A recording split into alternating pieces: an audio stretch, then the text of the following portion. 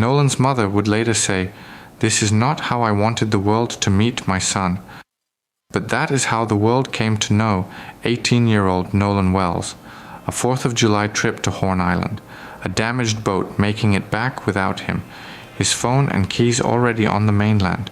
Then, 2 days later, Nolan was found along the island's shoreline. The public record still offers no definitive explanation for what happened to him. That alone would leave more than enough questions, but the timeline most people know is only the outline. Accounts of Nolan's last known hours did not line up. Then came short videos, photographs, fragments of recorded calls, and new medical findings. Some appeared to support one version of events. Others pointed somewhere else entirely. A real family connection between someone on the trip and a judge also drew attention. Online, that connection became the basis for claims that influence may have shaped the investigation. Nearly every widely discussed theory appeared to begin with something concrete: a witness statement, a recording, a document, or a real relationship. That is why the public reaction did not come out of nowhere.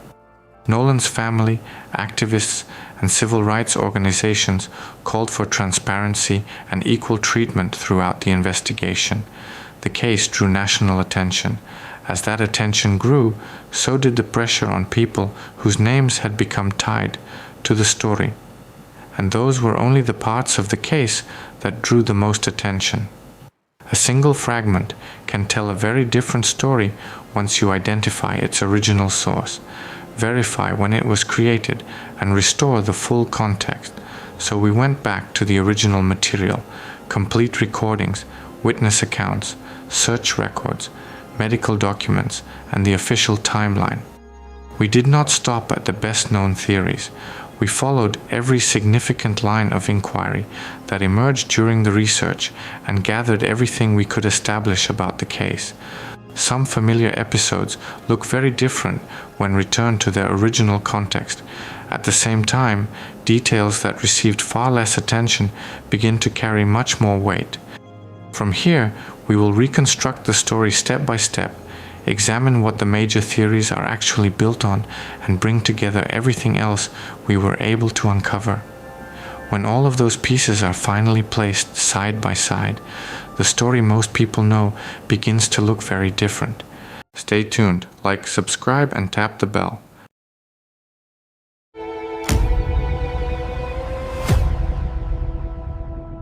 Early Monday morning, July 6th, a National Park Service ranger reached the northwestern end of Horn Island and found a body near the shore. Dental records would identify the young man as 18-year-old Nolan Xavier Wells. The search now had an endpoint that could be placed on a map. The route that brought Nolan there remained blank. The boat that carried him to the island left a machine-recorded trail. Nolan's trail after mid-afternoon survived in fragments. Who remembered seeing him, what they believed he planned to do, and when those conversations may have happened? 2 times define the gap. Around 3 p.m. is the last reliably reported public sighting of Nolan. At 4:31 p.m., the boat that had brought him there pulled away. Its navigation data follows the hull almost minute by minute, including the slow trip toward the mainland. Each person remains outside that track. The beach conversation, the passenger list, and any promise of another ride belong to human accounts. Using 3 p.m. as the public reference point, the interval to 4:31 p.m. is 91 minutes, time every later theory has tried to fill. That missing 91-minute interval belongs first to Nolan rather than to the theories that came later. Before his name became a route, an autopsy, or a disputed video, he was an 18-year-old whose family expected him home from a holiday trip. The search for what happened begins not with the 4:31 p.m. mark, but with the person his family expected home that night. Nolan was one of 6 children, a recent graduate of Ocean Springs High School, and a wide receiver who continued playing in college. A team roster, an obituary, and memories shared by his coach and family preserved the same young man from different angles: practices, siblings, plans, and people waiting for him. Within days, those ordinary details were eclipsed by a 91-minute gap, the place where his body was found, and distant figures strangers tried to identify in other people's videos. Returning to Nolan's ordinary life keeps the investigation anchored to the person whose future was cut short at 18. His mother, Christine Wells Wansley, remembered July 3rd through ordinary details. Nolan cooked dinner, hugged and kissed her, then went to stay with a friend before the next day's trip. For his family, it was a 4th of July outing from which Nolan was expected home. When he failed to return, the hours when a direct call could have explained a delay were already gone, and his parents had to reconstruct his movements through other people. At his funeral, relatives shared one detail about the future Nolan imagined. They said he hoped one day to be the father of 3 daughters. It gave shape to the years his family believed were ahead of him. Before the arguments about boats, phones, autopsies, and race, his life was still being spoken about in the future tense. That remembered future would later stand beside the smallest disputed details of the day he disappeared. Horn Island changed the stakes immediately. It is an uninhabited barrier island reached by private boat, with no permanent staff, drinking water, ordinary shelter, or reliable communication. Once a person's own ride leaves, that person can be stranded without transportation, separated from help by distance, open water, and currents, with heat adding another risk. Those conditions make even an ordinary accident dangerous. That is why the missing 91 minutes matter. Where did Nolan go after the gathering? Did he reach another boat? And when did anyone realize he had not returned? The boat left a private dock at 9:56 that morning and reached the western end of Horn Island at 11:14. A large 4th of July gathering was underway. Nolan was seen shirtless, in blue swim trunks. Many people held up phones and captured pieces of the day, yet the published fragments do not trace him continuously through the interval from roughly 3 p.m. to the boat's 4:31 p.m. departure. Instead, they leave scattered angles, partial memories, and short recordings whose dates and subjects later became part of the dispute. Public retellings pushed the crowd to about 2,000 people, while cautious local estimates described hundreds and no official count was available. The number mattered because it created an expectation of complete visibility. Surely someone had filmed every decisive minute. In practice, people recorded friends, boats, music, and brief scenes. Their phones formed a patchwork rather than a surveillance system. After about 3 p.m., a crowded and heavily recorded holiday still contained a human blind spot. One clip was posted with the time around 2:23 p.m. It shows a man in blue swim trunks similar to Nolan's, with his face hidden from view. The copy in public circulation lacks the original metadata, a confirmed location, and a firm identification. That places the clip in the timeline as a possible sighting rather than Nolan's final image. An original file and recognition by people who knew him could give the clip more weight. The central dispute begins after about 3 o'clock. The Marine report and early notices placed the last reliably reported sighting at roughly 3 p.m. near the western or northwestern part of the island. The public record gives the attributed observation, but leaves the underlying interview, the sighting's precise time, and the surrounding sequence outside view. 3 o'clock, therefore, works as a boundary instead of a completed scene. From that boundary, the accounts divide over where Nolan went, whom he spoke with, and what he believed would happen next. Warren Hudson, a member of the main boat group, who later spoke at length about the trip, offered the most detailed account of a voluntary separation. According to Warren, Nolan was offered chances to leave, but wanted to stay with the young woman and find another ride. A version of that account reached authorities during the night, giving it operational weight before the later interviews. The unresolved part sits inside the conversation itself. Who offered the ride, what words Nolan used, and when he expected to leave. A different branch emerged around Katie McCormick. The young woman later identified in family and media accounts as someone who spoke with Nolan. According to Katie's relatives, she understood him to be heading back toward his own boat, while she left with her brother and another companion. That changes the meaning of the final minutes. Pausing to talk with someone differs from arranging to remain after the main group departs. The full interview with Katie has not been published, and the precise time of the encounter remains unknown. Her family's account therefore sharpens the conflict between versions without establishing the sequence of events. Javon Williams, a friend of Nolan's who was also on Horn Island that day, supplied a possible later sighting. He said he saw Nolan after 4 p.m. near a girl and other people. If the timing is confirmed, Nolan's last reliable marker would move close to the boat's 4:31 p.m. departure. But no precise minute has been established, and Javon's full original interview has not been made public. His account therefore pushes the possible window past 4 p.m. without fixing an exact time. The names around the young woman also became confused. Lainey Nakin and Katie McCormick are different people. The official marine report followed the Lainey branch and found that she had been on another island and had not been in recent contact with Nolan. Later family and media reporting separately named Katie as the woman who spoke with him. That finding closes the Lainey branch, while leaving Katie's account to be assessed on its own. Keeping the women separate removes a false contradiction from the timeline between 3 p.m. and 4:31 p.m.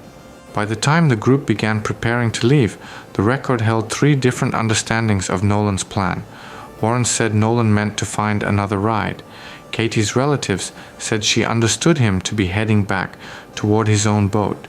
Javon reported seeing him after 4 p.m. near a girl and other people. All 3 versions come from people around Nolan. None of the surviving recordings captures him stating his own plan. Then everything accelerated. The boat began taking on water, one point on which the accounts agree. The bilge pump had failed, and water was collecting inside the vessel. Someone aboard called a towing service, and the navigation track later showed about an hour of unusually slow travel. The emergency pulled attention toward the hull, the people already aboard, and the need to reach the mainland. It compressed the time available for boarding, waiting, counting passengers, and sorting out who was returning with whom. The mechanical failure explains the pressure in the final minutes. What that pressure meant for Nolan depends on which account is true. During the call, the dispatcher asked whether everyone was aboard and all right. The caller said yes and referred to roughly 7 people. Later, that answer was treated as if it confirmed Nolan was aboard. In the recording, the caller describes the passengers as a group and never says Nolan's name. In context, everyone aboard refers to those the caller counted as passengers on the troubled vessel at that moment. By itself, the answer does not name everyone who joined the morning trip. The pump turned the disagreement into a decision. If Nolan was expected back at the main boat, the emergency may have shortened the time anyone waited. If the group believed he had another ride, the same emergency explains why attention stayed on the damaged vessel and the people already inside it. Either way, the boat's condition moved the group toward departure. At 4:31 p.m., the group acted on whichever understanding it held. The hull pulled away from Horn Island. At 4:31 p.m., the boat left Horn Island. It traveled unusually slowly for about 2.75 miles, then regained speed and returned to the private dock at 5:44 p.m. Later, it made separate movements into Fort Bayou, toward a public launch, and eventually onto a trailer. These machine marks are unusually valuable because they were recorded as the trip unfolded. They show the vessel's path after the beach fell behind it and establish the precise line against which every human account must be measured. That precision can feel like a complete answer, but the line follows a hull. Passenger identities, the beach conversation, and where Nolan went remain in testimony and original recordings rather than in the navigation plot. After 4:31 p.m., the boat's known line continues through the water. Nolan's reliable public line had already broken around 3 p.m. Every later reconstruction begins with that separation. The tracker keeps following the boat, while the person at the center of the case slips beyond its line. Once the damaged boat reached the mainland, the story shifted from its route to what Nolan had left there. He was missing from home while his phone and car keys were already on the mainland, with other people or at locations connected to them. Those objects could have linked him to his parents, transportation, and a digital record of the trip. Instead, they reached the family at different times, and the accounts of each handoff created a second timeline beside the one on the water. On Horn Island, Nolan was separated from both his phone and his car keys. Family and friend accounts then placed the items with different people and in different locations. One account said the keys had been left on a game console at a home. The phone and keys returned to the parents on separate paths. Those differences matter because access depends on time and possession. Message timestamps, camera footage, and a documented chain of custody could turn the competing memories into a sequence of actual handoffs. Christine said she expected to find photographs and save material from the trip on the phone or in Nolan's accounts, but did not see the digital trail she expected. Friends said they lacked his password and denied deleting anything. Several technical paths could produce the same result. An application may never have saved a file. Material may have remained in another account. Synchronization may have failed, or a file may have been removed. A forensic image, login history, backups, cloud records, and user-linked timestamps could distinguish among them. The disappearance entered official channels late that night. Around 11 p.m., a friend contacted the Coast Guard. Around 11:07 p.m., Warren called Nolan's mother. Dispatch records then show the report entering the official chain between 11:45 and 11:49 p.m., with the family directed toward a missing person report. The complete audio and full logs remain closed, so the available calls reveal only fragments of when concern became a missing person case. What the timestamps make clear is the delay. Many hours had passed since 4:31 p.m. before the disappearance entered an official response system. For Nolan's parents, the phone and keys were immediate facts rather than abstract evidence. The phone they might have called and the car they expected him to use were on the mainland.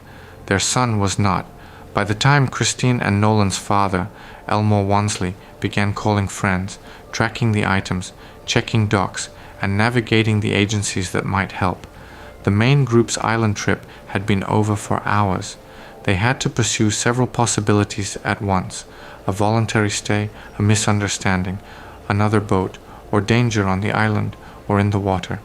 At 1:38 a.m. on July 5th, Marine Patrol received a message from the sheriff's office. Nolan had voluntarily remained with an unknown woman and might return on another boat. A water emergency was not declared, and the Marine Patrol night shift took no further action on the water. The official report fixes the message and the decision in time. The next question is how that relayed version, based on sheriff's deputies speaking with several friends, shaped the kind of case officers believed they were handling, and the Marine Patrol response through the night. The critical change was classification. Marine Patrol was working from an adult with another ride, rather than a person missing on the water, and did not treat the situation as a water emergency. That relayed version set the night's priority, although the public report names neither the promised boat, its driver, nor a confirmed agreement. The report also does not say whether information about Nolan's phone and keys reached the night shift. By morning, the case had changed categories, and a formal water and island search began. Marine Patrol, park personnel, firefighters, private boaters, volunteers, and other agencies joined in. The effort was broad in people and methods, but the documented coverage varied from place to place. That difference became central when Nolan was found the next day in the same general part of the island, turning the question from how many searched to exactly where each method had reached. The first 3 drone launches failed because of a software problem. 2 later flights each covered about 1/10 of a square mile. The second ended when an overheated battery separated. Boats and shoreline teams continued, while an evening sonar effort produced no conclusive result and ended because of weather. The operation moved through air, water, and shore in separate passes. Each method covered a different field, at a different time, under conditions that shaped what searchers could see. The public record stops short of a single map combining those passes, drone tracks and altitude, sonar lines, boat routes, visibility, image quality, and the recovery coordinates. That overlay would show which places received close examination and which were crossed only broadly or under poor conditions. Without it, a large search describes effort rather than spatial certainty. On the morning of July 6th, that distinction became unavoidable. The ranger found Nolan near the northwestern end, the same broad portion of Horn Island that had drawn attention the day before. Early reporting sometimes described him as fully clothed. That detail was corrected. He was reported found face down in swim shorts, consistent with the description of what he wore at the gathering. One supposed anomaly disappeared, while the location question became sharper. Had the precise point been examined earlier, or had water, position, and visibility changed what could be seen? Some relatives, activists, and online commentators asked whether Nolan's body had been carried or placed there after the search. The suspicion grew from a real sequence: activity in the northwest area on July 5th, followed by discovery there on July 6th. Yet the same area can cover many acres of shoreline and water. The public record supplies that broad sequence, but no evidence that anyone moved the body, nor a map showing that the eventual recovery point had been closely inspected. The branch begins as a question of geometry before it becomes a criminal claim. Put on one map, those possibilities would begin to separate. The recovery point may have fallen outside the closest drone or sonar paths. The body may have remained hidden by water, position, or terrain, or shifted with the current. Relatives and activists also raised a different possibility, that someone had moved it. The public record available by July 28th did not bring the search tracks, recovery coordinates, visibility, and water movement together. The late discovery therefore allowed several physical explanations, while human intervention remained a separate, unverified theory.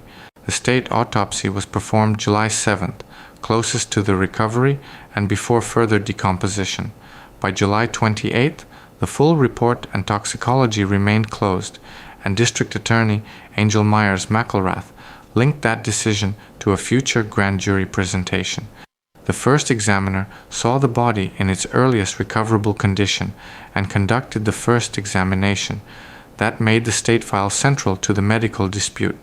It should show what was observed, photographed, tested, and retained for further evaluation. The family obtained an independent autopsy on July 10th. Dr. Roger A. Mitchell Jr. examined a markedly decomposed body that had already undergone the first procedure. He found no fractures or convincing deep traumatic injury. He left both cause and manner of death undetermined and could not confirm drowning. Decomposition and the earlier dissection limited what he could see. Even so, his report materially changed the argument. Claims of obvious severe trauma now had to be weighed against an independent examiner who found no convincing major injury. The most discussed observation was a red area deep in the soft tissue at the back of the head, roughly 12 by 8 inches. Mitchell recorded it on his diagram. The skin above it showed no matching wound. The skull showed no fracture, and he listed the origin as unknown. A living injury was one possible explanation. Post-mortem settling of blood, pressure, decomposition, movement, and earlier procedures were others. The first autopsy had not included the posterior head and neck dissection, so the deep area could not have been seen then. Histology submitted after the second autopsy, read alongside the first examination's photographs and records, could help clarify its origin. Mitchell also reported that the anterior internal structures of the neck were not supplied with the body. Their absence prevented a full second examination of the front of the neck and airway. Initial autopsies sometimes retain structures for fixation or specialized testing. The central question was therefore not simply why those structures were absent from Mitchell's examination, but what the first examiner had already seen, preserved, and tested. That trail remained in the state records. Alcohol entered the record through a preliminary search and rescue form where witness information marked the use as significant. Warren said Nolan had been drinking, but appeared normal to him. Together, those statements placed drinking in the day's witness history without measuring its effect. State toxicology could show which substances were detected and at what concentration. Any judgment about impairment would still have to be read alongside the body's condition and the surrounding evidence. Taken together, those findings pointed cleanly toward neither accident nor violence. The report documented no convincing major trauma, while the red tissue area, the neck structures unavailable to Mitchell, and the closed toxicology kept important questions open. Cause and manner remained undetermined. That ambiguity allowed both accident and violence to survive as explanations.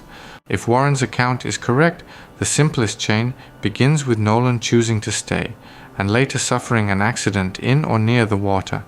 Horn Island's isolation and currents make such an accident physically plausible, and the independent autopsy found no convincing major injury. The theory explains why the main group left, but it contains two separate gaps: whether Nolan actually chose to stay during the interval from 3 p.m. to 4:31 p.m., and what happened to him after the boat departed. The same physical ending could begin with a human misunderstanding. Nolan may have believed he was returning to the main boat, while the group believed he had chosen another ride. Katie's family transmitted the return to the boat account. Nolan's phone and keys were on the mainland. The failed pump compressed the departure. Several friends, by contrast, consistently said he refused to leave, and that account reached police during the night. If both sides were describing what they genuinely understood, two incompatible plans were enough to leave Nolan ashore, while each side believed his ride had been settled. Those two accident paths lead directly to the choices made around Nolan. Who had agreed to bring him back? What did the boat owner and passengers understand at 4:31 p.m.? By the time Christine and Elmore began calling, had the late alarm and the overnight classification already cost a realistic chance to help? Nolan was legally an adult. Friends described his own choice, and members of the group later called authorities and joined the search. Responsibility, therefore, turns on specific promises, duties, timing, and causation, rather than on the tragedy alone. From those questions, the inquiry moved to its most serious branch: violence. The fight rumor existed before the viral clip. Nolan's grandfather had publicly raised questions about a confrontation, and an attributed early comment helped the idea circulate. The video then seemed to give the rumor a scene when a voice demanding a phone was labeled Nolan's. Tracy Stin Shepard, a different participant from Warren Hudson, said it was his voice during his own argument. The person who recorded the wider scene, together with other participants, placed the conflict with Shepard and said Nolan was not shown fighting. The clip changed from alleged proof into a record of how an older suspicion acquired the wrong image, returning the violence inquiry to medical records, communications, and witnesses from the interval between 3 p.m. and 4:31 p.m. Once the video lost that role, attention shifted to the towing call. Its clear portion records the pump emergency and a caller saying the people aboard were all right, with the passengers described only as a group. After digital enhancement, some listeners thought they heard Nolan's name or the words "he's dead" in the background. Different listeners heard different words, and the publicly circulated copy was not the original multi-channel recording. What the call clearly preserves is the pump emergency and the caller's belief that the people aboard were safe. Once closer examination weakened both the image-based claims and the enhanced audio theory, attention returned to the phone Christine had already identified as a gap in the story. Because the device had been away from Nolan, coordinated deletion became a public theory. The preserved phone offered a way to move beyond rumor. A forensic examination could show whether a file had existed when it changed and which account or device was involved. By July 28th, the examination result was unpublished, leaving the alleged deletion, its time, and any user unresolved. The demand for originals also changed the visual branch. Investigators asked people to submit Source files from Horn Island, because an original can preserve time, location, and image quality that reposts strip away. The possible 2:23 p.m. clip still showed an obscured face, while the crowd estimate had grown from hundreds to about 2,000 in public retellings. More cameras created more fragments, not a continuous film.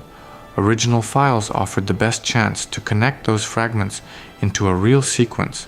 One real photograph seemed to open a different route. Nolan standing by a pool on the mainland. It was circulated as evidence that he returned after the boat left.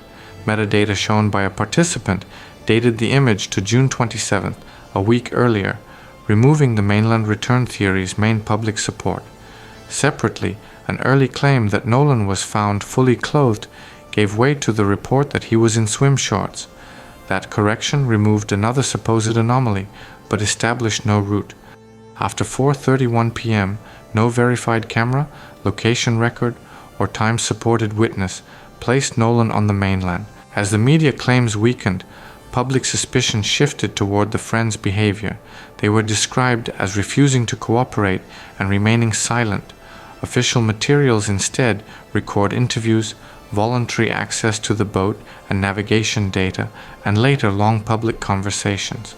That history replaces an all-or-nothing accusation with a harder question about the consistency and completeness of each account.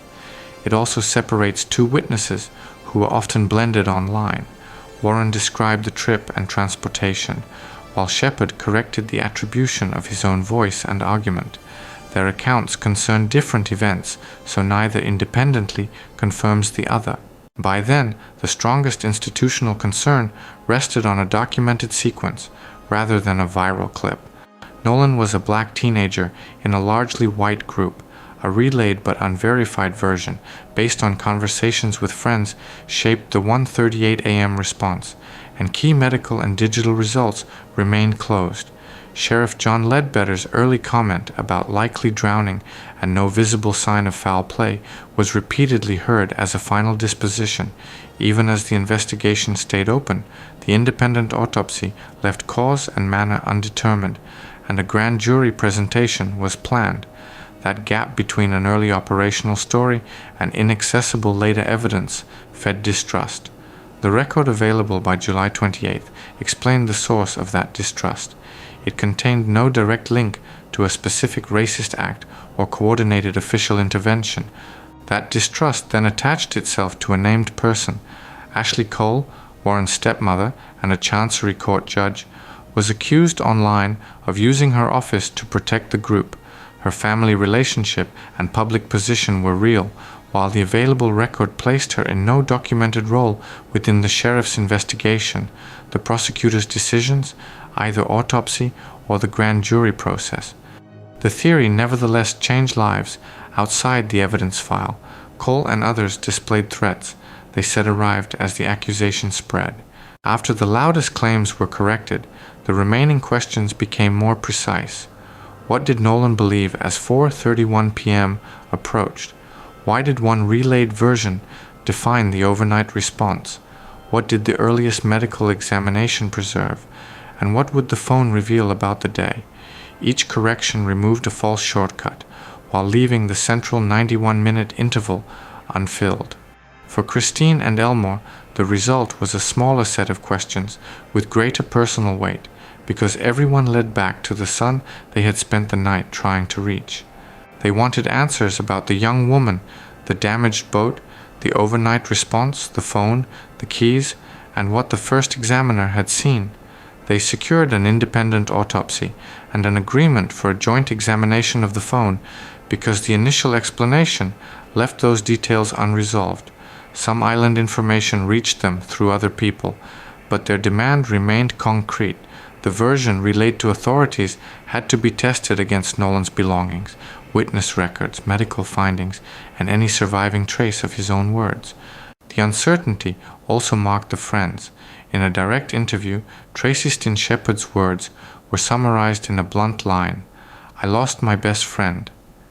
He spoke about guilt and the last interaction he remembered with Nolan. The sentence carried grief, regret, and the wish to revisit an ordinary decision after an irreversible outcome. His public appearance also answered a storm of accusations that had attached his voice and his argument to Nolan. In the same interview, viewers met both a person living with the loss and a witness remembering the contested interval from 3 p.m. to 4:31 p.m. Later, Shepard returned publicly to the northwestern part of Horn Island. He described his own search and pointed to the place where, according to him, he had last seen Nolan. The return joined grief to geography, a friend standing again, where social media had drawn its maps of evidence and blame.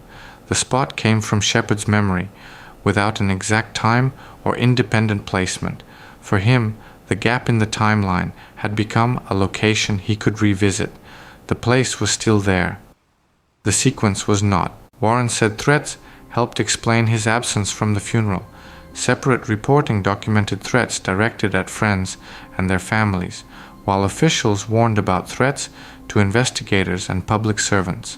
At the same time, marches and civil rights groups pressed for transparency and equal treatment. These two reactions ran side by side and had different consequences. Harassment placed individuals in danger, while lawful protest kept institutional questions in public view. The search for an answer was now producing fresh harm around a death whose circumstances remained unsettled. For Nolan's family and many black residents watching the case, race shaped the experience of being asked to trust an overnight decision, built partly on accounts from a largely white group in Mississippi, while crucial records stayed closed. Marches, civil rights involvement, and calls for independent review grew from that history and from the visible gaps in this case.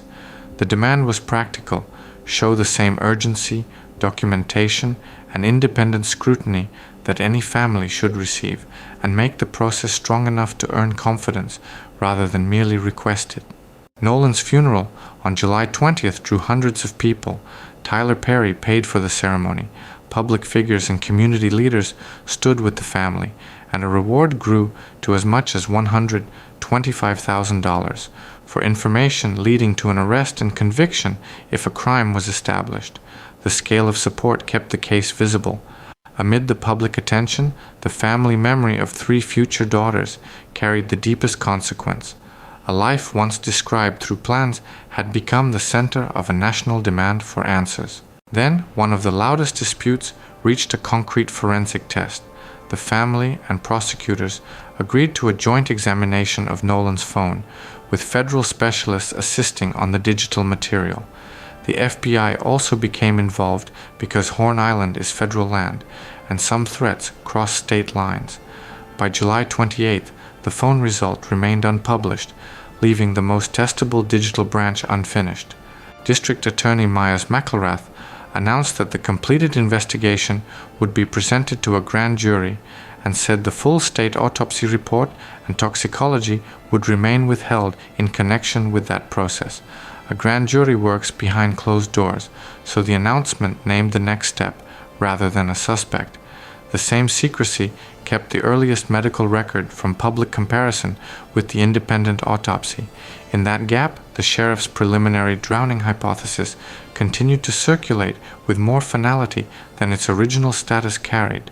The family also opened an estate proceeding and sent preservation notices to participants and relatives.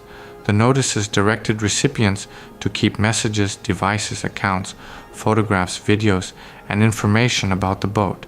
This preventive legal step focused on preserving material before memory faded, accounts changed, or devices were replaced. Its purpose matched the central problem of the case. Original records carry time, location, access history, and context that reposts and later recollections lose. Any future narrowing of the interval from 3 p.m. to 4:31 p.m. would depend on what survived. By July 28th, several facts were firm. The boat's route was recorded. The bilge pump failure was real. A voluntary stay version passed between agencies and shaped the 1:38 a.m. decision. The search drew many people, but was limited by failed drone launches, short flights, and weather. The absence of a published coverage map instead limited the public's ability to judge how fully each area had been examined. The independent autopsy found no convincing major trauma and left cause and manner undetermined. The unanswered points were just as specific: Nolan's actual plan, the final independent sighting, whether and where he entered the water and in what condition, the role of alcohol, any assault, any digital deletion, and any person whose action caused the death. Those open questions were tied to a finite set of records. The full-state autopsy and toxicology could clarify injury, drowning, alcohol, and the retained neck structures. Original photographs, histology results, and custody records could help compare the two examinations and establish what was documented or retained at each. The phone examination, carrier and service records, and account logs could resolve the digital dispute.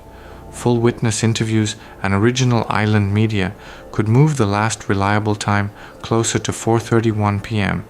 Recovery coordinates, search tracks, visibility data, and a drift model could explain the late discovery.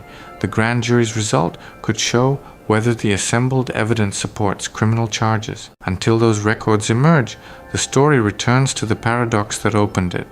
A machine record traces the boat from 9:56 in the morning through its 4:31 p.m. departure and back to the mainland. That line belongs to the hull. Human accounts supply several conflicting sequences.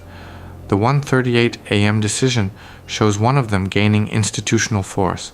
The search and autopsies add facts, without restoring Nolan's route. Around 3 p.m., his reliable public line breaks. At 4:31 p.m., the boat's line continues without answering the central question. The finite list of records that could narrow that gap is already known.